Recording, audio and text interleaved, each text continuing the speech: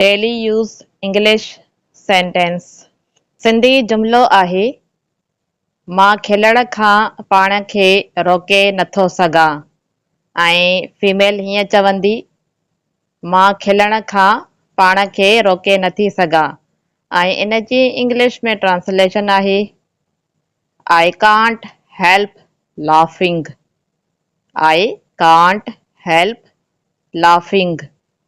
हिन जुमिले में हिकु इडियम इस्तेमालु थियो आहे जेको आहे कांट हेल्प। कांट हेल्प ही हिकु इडियम आहे, मुहावरो आहे। ऐं इन जी सिंधी में माना आहे पाण खे के कमु करण खां रोके न सघणु या के अहसास ते कंट्रोल न करे सघणु।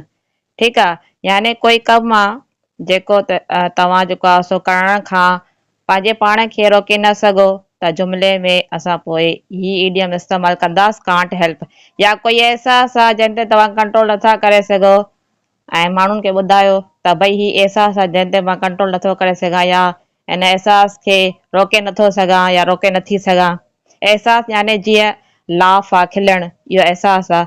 जीअं हिन जुमिले में छा लिखियो आहे मां त मां खिलण खां पाण खे रोके नथी सघां। हाणे जेको खिलणु आहे उहो अहसास आहे, याने खिलण खां मां पंहिंजे पाण खे रोके नथी सघां, मां पंहिंजे पाण खे कंट्रोल नथी करे सघां। तॾहिं हिन जुमिले में मां इडियम इस्तेमालु कयो आहे कांट हेल्प। ठीकु आहे, आई होप त तव्हांखे समझ में अची वियो हूंदो। Thanks for watching. अल्लाह हाफिज़ एंड टेक केयर।